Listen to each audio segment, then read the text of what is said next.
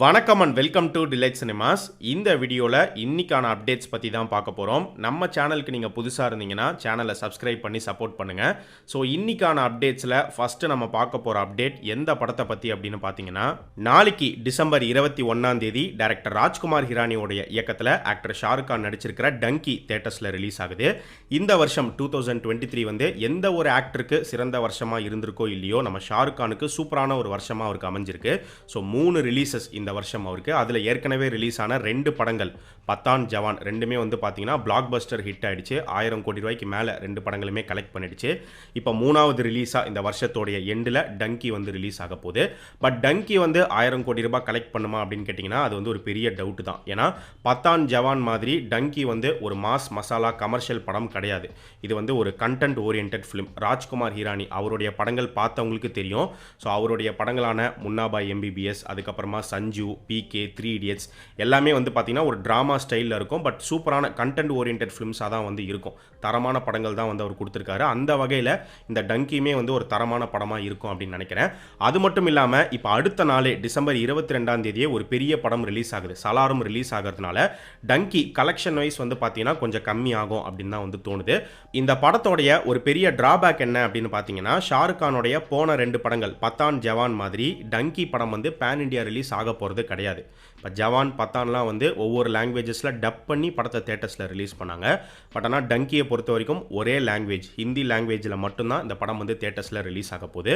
தமிழ்நாட்டிலையுமே டங்கி வந்து ரிலீஸ் ஆகுது. பட் தமிழ்நாட்டில் எத்தனை ஸ்க்ரீன்ஸில் ரிலீஸ் பண்ணுறாங்களோ எல்லா ஸ்க்ரீன்லையுமே வந்து பார்த்தீங்கன்னா ஹிந்தியில் மட்டும்தான் அவைலபிளாக இருக்கும். பட் அடிஷ்னலாக என்ன சொல்லிட்டாங்க அப்படின்னு பார்த்தீங்கன்னா, இப்போ தமிழ்நாட்டில் ரிலீஸ் ஆகிற எல்லா ஸ்க்ரீன்ஸ்லுமே வந்து சப்டைட்டில்ஸ் அப்படிங்கிறது கண்டிப்பாக அவைலபிளாக இருக்கும் அப்படிங்கிறத கன்ஃபார்ம் பண்ணியிருக்காங்க. ஸோ டைரக்டர் ராஜ்குமார் ஹிரானி அவருடைய படங்கள் பார்த்தவங்களுக்கு தெரியும் அவருடைய ஃபிலிம்ஸ்லாம் எப்படி இருக்கும் அப்படிங்கிறது.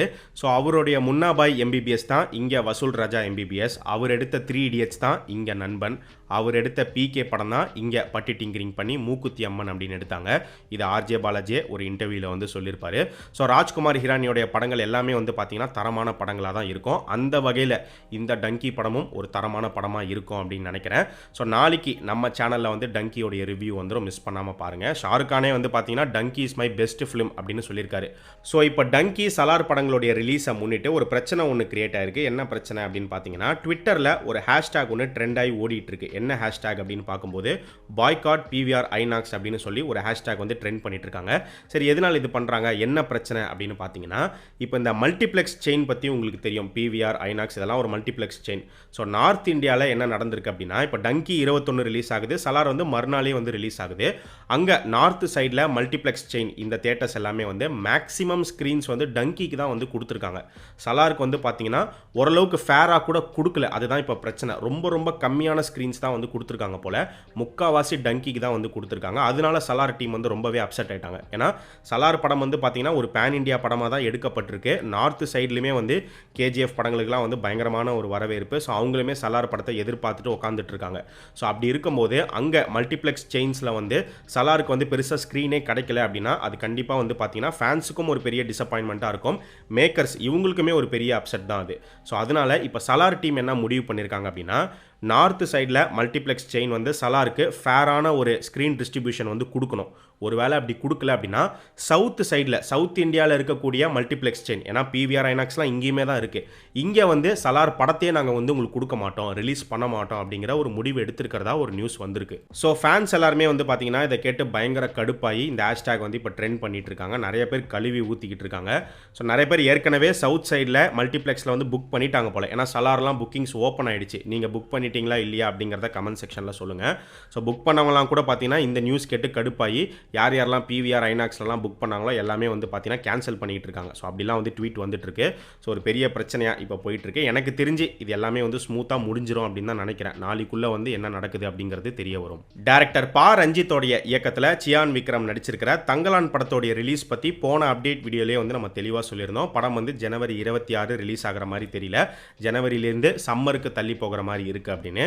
இப்போ கிடைச்சிருக்கிற நியூஸ் என்ன அப்படின்னு பார்த்தீங்கன்னா, ஜனவரி 26லேருந்து இந்த தங்கலான் படம் வந்து மார்ச் மாதம் தள்ளி போகுது அப்படிங்கிற மாதிரி ஒரு நியூஸ் வந்திருக்கு.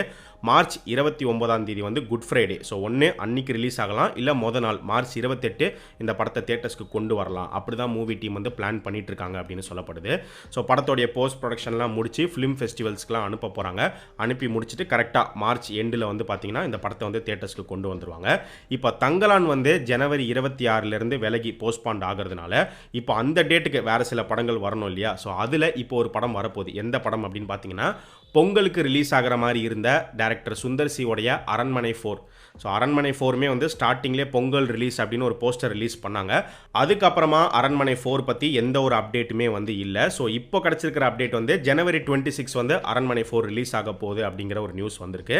எனக்கு தெரிஞ்சு ஜனவரி 26 அரண்மனை 4 மட்டும் ரிலீஸ் ஆகுது, கூட இன்னும் 2 படங்கள் கூட ரிலீஸ் ஆகிறதுக்கு வாய்ப்புகள் இருக்குது. அது என்ன படங்கள் அப்படிங்கிறது போக போக நமக்கு தெரிய வரும். அண்ட் பொங்கல் ரிலீசஸில் எடுத்துக்கிட்டிங்கன்னா கேப்டன் மில்லர், அயலான், லால் சலாம் இந்த 3 படங்களுமே பொங்கல் ரிலீஸ் தான். பட் ஆனால் ஒரே டேட்டில் கண்டிப்பாக இந்த 3 படங்களும் ரிலீஸ் ஆக போகிறது கிடையாது. ஒவ்வொரு படமும் ஒவ்வொரு டேட்டில் தான் வந்து ரிலீஸ் ஆக போகுது. அந்த வகையில் ஃபஸ்ட்டு வந்து பார்த்தீங்கன்னா கேப்டன் மில்லர் தான் வந்து ரிலீஸ் ஆகும் அப்படிங்கிற மாதிரி எதிர்பார்க்கப்படுது. கேப்டன் மில்லர் வந்து ஜனவரி 11ஆம் தேதியே வந்து ரிலீஸ் ஆகிடும் அப்படிங்கிற மாதிரி சொல்லப்படுது. அண்ட் அதுக்கு அடுத்த நாள் ஜனவரி 12 அயலான் படம் வந்து ரிலீஸ் ஆகும்.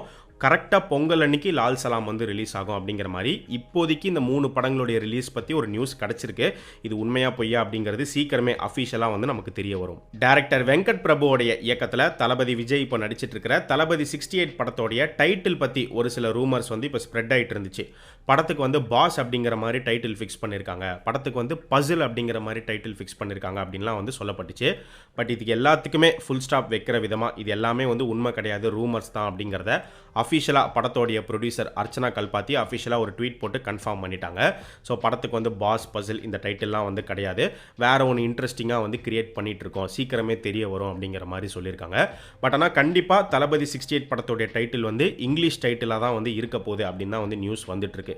ஏன்னா இப்போ உருவாகிற பேன் இண்டியா ஃபிலிம்ஸ் ஏற்கனவே இதை பற்றி நம்ம பேசியிருக்கோம். முக்காவாசி பேன் இண்டியா ஃபிலிம்ஸோடைய டைட்டில்ஸ் வந்து பார்த்தீங்கன்னா ஒன்று இங்கிலீஷ் டைட்டிலாக இருக்கும், அப்படி இல்லைனா வந்து படத்தில் ஹீரோவுடைய கேரக்டர் நேமை வந்து டைட்டிலாக வைப்பாங்க. இப்படி தான் வந்து வச்சுட்டு வராங்க, இப்படி தான் அடுத்துமே வரப்போகுது. அந்த வகையில் தளபதி 68ம் அதே வரிசையில் தான் வந்து இருக்க போகுது அப்படின்னு தான் சொல்லப்படுது. ஒருவேளை சர்ப்ரைஸாக வந்து தமிழில் டைட்டில் வச்சா நல்லா இருக்கும், பட் என்ன பண்ண போகிறாங்க அப்படிங்கிறது தெரியல. இன்னும் கொஞ்ச நாள் தான், டிசம்பர் 31ஆம் தேதி நமக்கு தெரிய வரும். ஸோ இது எல்லாமே தான் இன்னைக்கான அப்டேட்ஸ். இதே மாதிரி நிறைய இன்ட்ரெஸ்டிங்கான அப்டேட்ஸை அடுத்த அப்டேட் வீடியோவில் நம்ம பார்க்கலாம். நம்ம சேனலுக்கு நீங்கள் புதுசாக இருந்தீங்கன்னா சேனலை சப்ஸ்கிரைப் பண்ணி சப்போர்ட் பண்ணுங்கள். அண்ட் நம்ம டிலைட் சினிமாஸ் சேனலோடைய சோஷியல் மீடியா பேஜஸ்க்கான லிங்க் வந்து பார்த்தீங்கன்னா டிஸ்கிரிப்ஷனில் கீழே கொடுத்துருக்கோம். இன்னும் ஃபாலோ பண்ணாதவங்க மிஸ் பண்ணாமல் போய் ஃபாலோ பண்ணுங்கள்.